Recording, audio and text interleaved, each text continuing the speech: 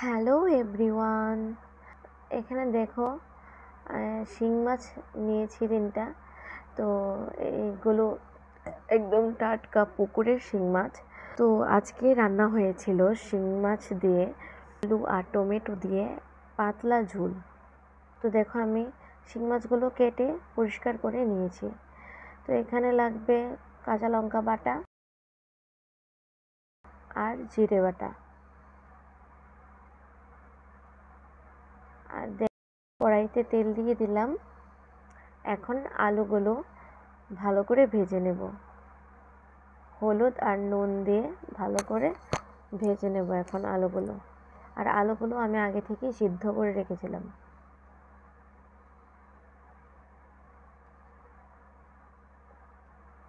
তো আলুগুলো এখন আমি ভালো করে ভেজে নেব। আর ভাজা হয়ে গেলে অন্য একটা পাত্রে তুলে রাখবো।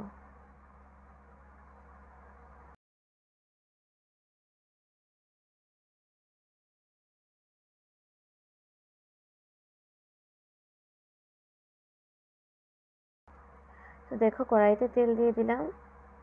আর এখন মাছগুলোকে হলুদ আর নুন দিয়ে ভালো করে ভেজে নেব।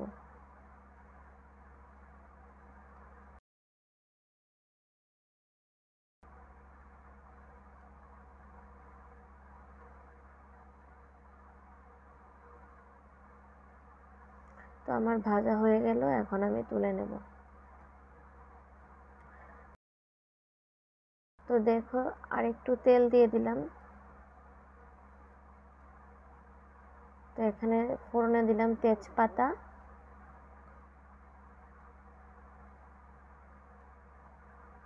আর দিলাম 5 ফোড়ন।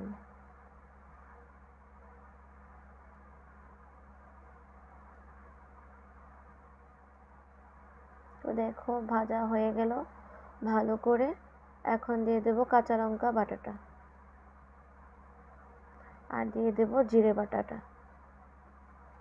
এখন ভালো করে নেড়ে চেড়ে হলুদ আর লবণ দিয়ে মশলাটাকে ভালো করে কষিয়ে নেব।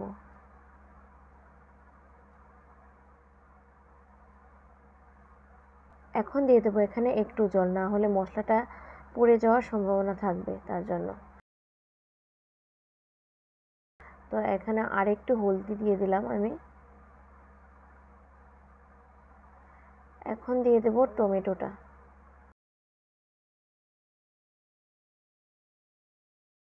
এখন টমেটোটা মশলার সাথে ভালো করে ভেজে নেব।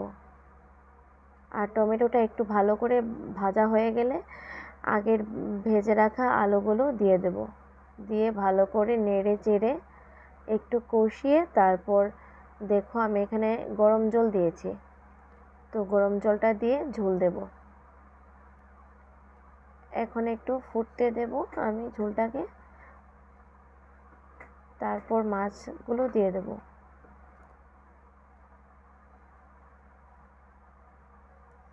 আর আমার কোনো কিছু লাগবে না এখানে মশলা টশলা। তো একদম সিম্পল একটা রান্না। তো এখন ভালো করে ফুটে উঠলেই মাছ তরকারি রেডি হয়ে যাবে। একদম সিম্পল একটা পাতলা ঝোল, যেটা শরীরের জন্য খুব উপকার। তো দেখো ঝোলটা ভালো করে ফুটে উঠেছে। এখন একটা জায়গায় নামিয়ে নেব।